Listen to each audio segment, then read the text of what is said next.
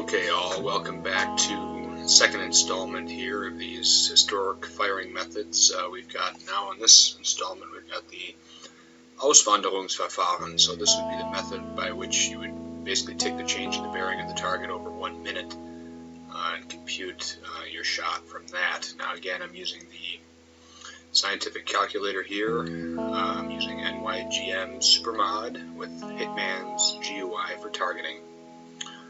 Again, I'm going to go into the Naval Academy here, go into the torpedo tutorial, and demonstrate this method. This method's a little more flexible in that you don't have to get a constant bearing to the target. You simply need to get the target's change in bearing over a minute, and you, of course, don't need knowledge of target speed or course. It's purely range, rough range, and the time it takes for the bearing to change over a minute. So I will go ahead and put the scope up here. I will figure out which target to shoot at first. I think what I'm going to do is target this tanker off to the right, and I'm going to actually show you two different methods within this method. One is if the bows, your bow and the target's bow are going in the same direction. So I'm going to turn to that bearing right there, speed up a little bit, turn to that bearing so that my bow and the target's bow are going in the same direction. And after we shoot this guy using that method, I'll show you the method of the bows going in the opposite directions, because there's a slight difference in the calculation. So go ahead and reduce my speed back down, upscope, and then I'm going to acquire that target. So the first step I'm going to do now in this method is I'm going to take the range to the target. I need that as an essential piece of information for the formulas. And so using Hitman's GUI, again, I take range over the reticles. That was he's about 26 meters tall, and in fact his reticles are about 26 meters, so I'm going to say 26 divided by 26 is about 1,000 meters away. So I've got that. Alright. And the reason why that's important is you need to, you have an initial range almost at the initial bearing. So I'm going to actually get the bearing changed. I'm going to lock the target. I'm going to wait till this bearing crosses a good starting point, I should say. So that's going to be 344 degrees. I'm going to start the stopwatch, and I'm going to wait 1 minute. Sorry, 1 minute. So there's a minute has gone by. I'm going to unlock the target as soon as a minute has passed, and note the new bearing. And I've got about 354.5. So we know that 354.5 minus 344 is a change in bearing of 10.5 degrees. So now what I'm going to do is first I calculate the base speed to input into the TDC, and then we're going to calculate the correction. Now we note the bearing, that's 354.5, which translates to 5.5 degrees away from the bow. 5.5 degrees. My speed is about 2.2 knots. Okay, so I'm going to calculate speed just like we did in the Auswanderungsverfahren, same method, same procedure here. About 2.2 knots, about 5.5 degrees to use from the bow. 2.2 times sine of 5.5 degrees gives me about 0.2 knots. Okay. If we were using the Auswanderungsverfahren method, that would be the input. But since we're not using that, we need to correct. The bearing isn't staying the same, so we need to actually correct for that change. Now, two distinctions here to make. If the bows are going in the same direction, you would take that 0.2 or whatever your result was and add the correction that we're going to calculate here next. If the bows were going in the opposite direction, you would net the two, you would subtract the two. That's a very, very important distinction to make.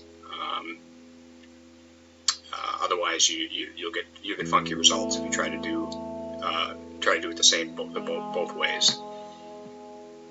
So really the first step here, we take our initial distance that we calculated. It would be about 1,000 meters, what we computed before, and we're going to convert that then from metric system to nautical system essentially, and I'll show you the numbers to use for that. It's about 3.27 or something along those lines, but if you remember 6,000 divided by 1820, that'll correct it. So I'm going to take in hectometers. I'm going to take the 1,000 meters, so that's 10 hectometers. I'm going to take 10 times 6,000 divided by 1820. That converts me from metric to knots. Okay, and then I'm going to multiply the sine of the bearing change. So that would be times the sine of 10.5 degrees, which is what we computed. And I get 6 knots. Now, since our bows are going in the same direction, I take the 6 plus the 0.2, 6.2, you could call it 6, and I'm going to input that into the TDC. I'm going to now note, do not move the scope from that bearing, the last bearing when you unlock the scope. Set 90 degrees starboard, his bow is going to the right, set to 6 or 6.2 knots.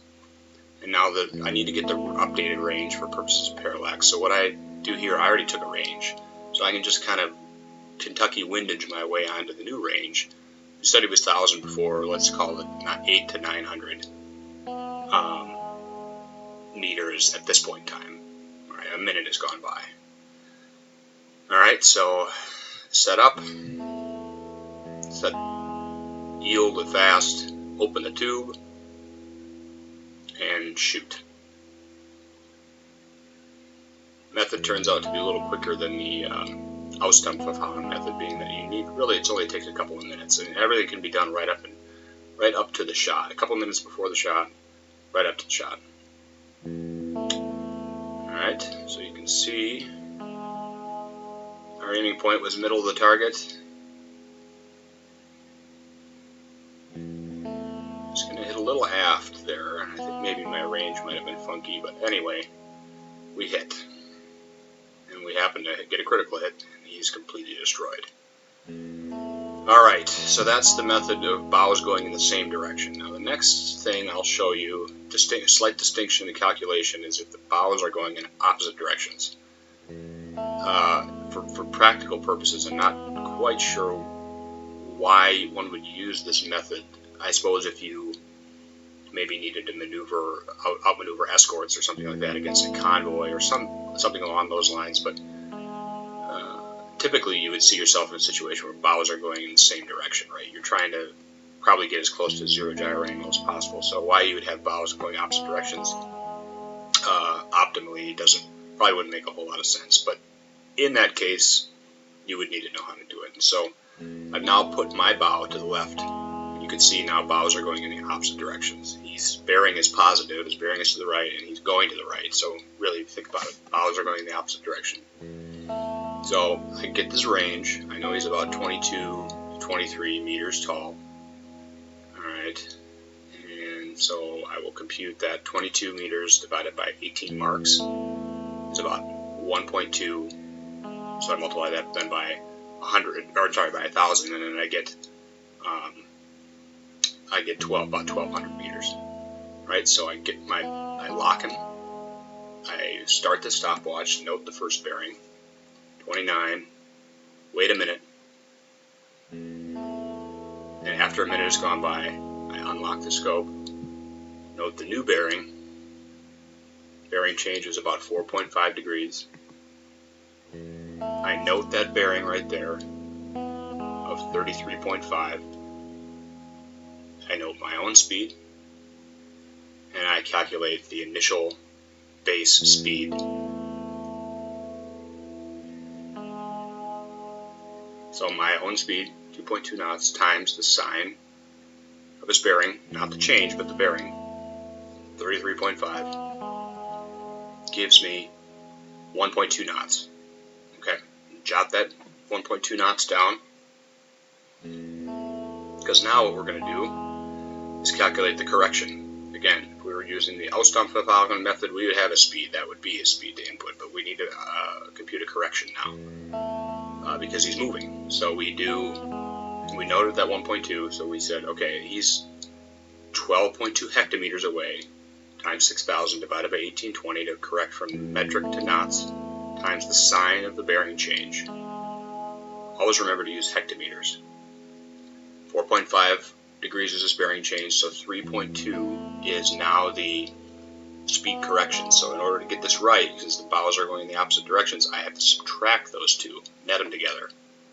So now his true speed that I use for the TDC is actually 1.9, or let's call it 2 knots. I had to subtract those two because the bows are going in the opposite directions. So I set 2 knots, I set him to 90 degrees starboard, his bows going to the right. We said he was at about 1,200 meters before. He's probably gained a little distance, so we're going to update just a little bit above that. Set the shot up, open the tube, reacquire, and fire. And we'll follow that to show the results of the bows going in the opposite direction. Key is to remember, subtract the correction and the base speed from one another, net them together. With the bows going in the same directions, you would add those two together. Now, another distinction to make here, of course, is if your bows are going in the same direction and you're gaining on the target, meaning that the target bearing is falling back, you would also subtract the two. It's logical, it's intuitive to think about.